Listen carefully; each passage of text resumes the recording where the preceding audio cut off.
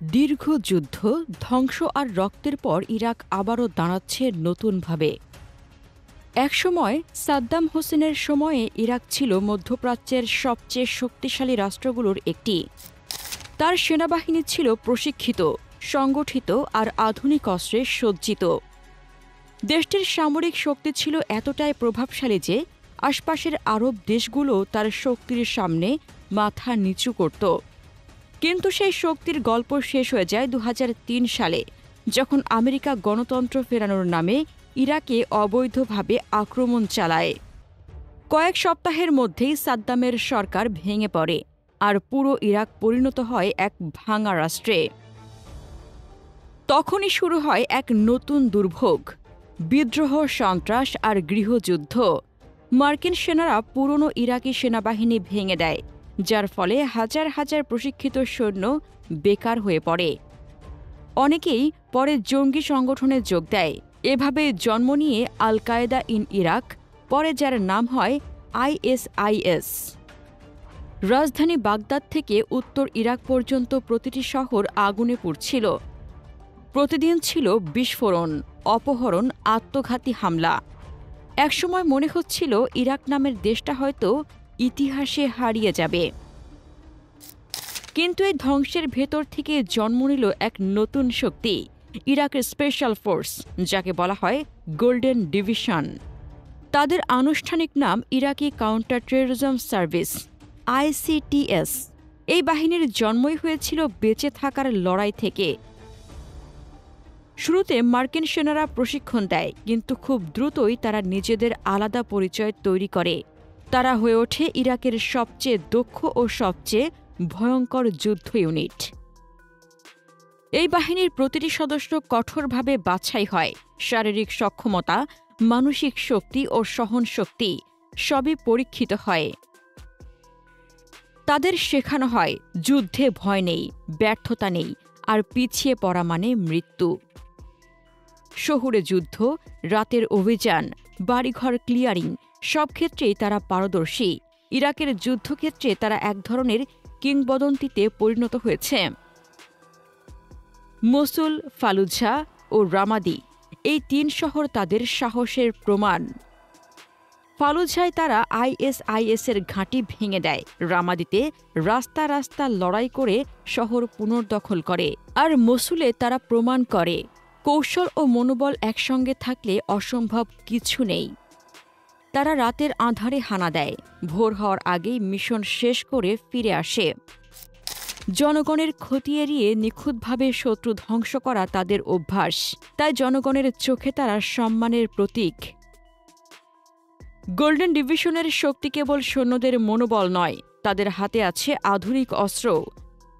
প্রতিটি স্কোয়াডে থাকে M4 ধাঁচের অ্যাসাল্ট রাইফেল, যা হালকা ও দ্রুত গুলোপাতে সক্ষম। দূর শুটিংয়ের জন্য আছে ব্যারেট .50 ক্যালিভার স্নাইপার রাইফেল, যা দূর থেকে লক্ষ্যবস্তু ধ্বংস করতে অদ্বিতীয়। শহরের ভাঙা অবস্থায় লড়াইয়ের জন্য তারা ব্যবহার করে গ্রেনেড লঞ্চার ও অ্যান্টি ট্যাঙ্ক লঞ্চার। পায়ে হেঁটে ছোট দল যখন কাজ করে, তখন তাদের সবচেয়ে বড় সহায় হয় হালকা রকেট ও গ্রেনেড সাপোর্ট। ড্রোন এখন তাদের অভিযানের চোখ। ছোট FPV ড্রোন দিয়ে তারা দ্রুত লক্ষ্য চিহ্নিত করে, আর দীর্ঘ পাল্লার ড্রোন শত্রুর চলাচল ধরে রাখে। রিয়েল টাইম ভিডিও ও ডেটা তাদের অভিযানকে অধিক নির্ভুল ও দ্রুত করেছে। তারা হেলিকপ্টার ও সাজোয়াযান ব্যবহার করে দ্রুত দল নামাতে পারে, আর উন্নত কমিউনিকেশন সিস্টেম অপারেশনকে সুসমন্বিত রাখে। গোল্ডেন ডিভিশন পুরোপুরি একলা ছিল না। শুরুতে মার্কিন প্রশিক্ষণ তাদের মেরুদণ্ড গড়ে দেয়, কিন্তু সময় যেতে যেতে ইরান ও রাশিয়ার প্রভাবও পড়তে থাকে। ইরান বেশ কিছু অস্ত্র ও ইন্টেলিজেন্স সহায়তা দেয়, বিশেষত IS-এর বিরুদ্ধে অভিযানে। ইরানি ড্রোন ও ইলেকট্রনিক যন্ত্র তাদের কাজে লাগে। অন্যদিকে রাশিয়া তাদের অপটিক্যাল সরঞ্জাম, কিছু স্নাইপার অস্ত্র ও ড্রোন টেকনোলজিতে সহায়তা দেয়। এই 2 দেশের সহায়তা ইরানের যুদ্ধ কৌশলে পরিবর্তন আনে। তবে গোল্ডেন ডিভিশন সবসময় চেয়েছে তাদের অভিযানকে জাতীয় সীমার ভেতরে রাখতে, তারা বাইরের সহায়তা নিলেও জনগণের ক্ষতি কম করতে চেষ্টা করে। ইরান এখন ধীরে ধীরে নিজের পায়ে দাঁড়াচ্ছে, তবুও চ্যালেঞ্জ শেষ নয়।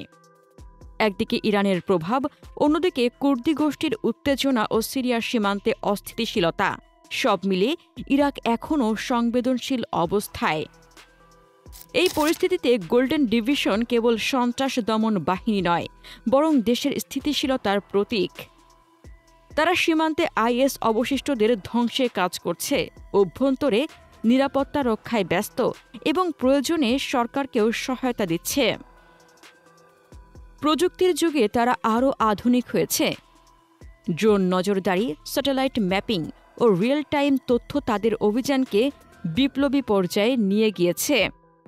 আগে যেখানে অপারেশন পরিচালনা করতে ঘণ্টা লাগত, এখন কয়েক মিনিটেই তারা লক্ষ্য চিহ্নিত করে আঘাত হানতে পারে। ছোট দল, দ্রুত সিদ্ধান্ত ও নিখুঁত লক্ষ্য, এই কৌশলই তাদের পার্থক্য গড়ে দিয়েছে। তবুও সমস্যা রয়ে গেছে। সবচেয়ে বড় বাধা রাজনীতি। সরকার পরিবর্তনের সঙ্গে সঙ্গে অনেক সময় তাদের ব্যবহারে প্রভাব পড়ে। কিছু দল এই বাহিনীকে নিজের স্বার্থে ব্যবহার করতে চায়। বাজেট ঘাটতি ও সরঞ্জাম অভাবও তাদের কাজ কঠিন করে তুলেছে।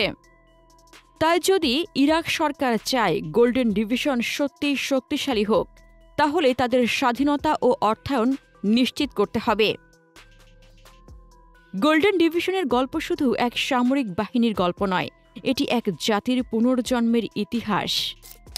সাদ্দামের পতনের পর যে ইরাক ভেঙে পড়েছিল, সেই দেশ এখন নিজের শক্তিতে দাঁড়াচ্ছে। তারা শত্রুর মুখোমুখি হয় সাহস নিয়ে, আর জনগণের মুখোমুখি হয় সম্মান নিয়ে। প্রতিটি অভিযান ইরাকের ইতিহাসের একটি নতুন অধ্যায়। তাদের চোখে বার্তা একটাই, আমরা হারাইনি, আমরা বেঁচে আছি।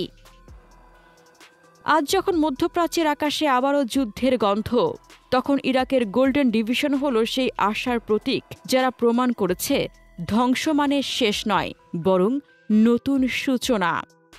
অস্ত্র, ড্রোন, স্যাটেলাইট ডেটা ও আন্তর্জাতিক সহায়তা সব মিলে তাদের ক্ষমতা বৃদ্ধি পেয়েছে।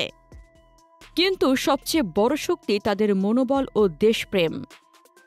যদি তারা এই শৃঙ্খলা ও পেশাদারিত্ব ধরে রাখতে পারে, তবে তারা শুধু ইরাকের রক্ষক নয়, বরং পুরো অঞ্চলের স্থিতিশীলতারও শক্তি হবে।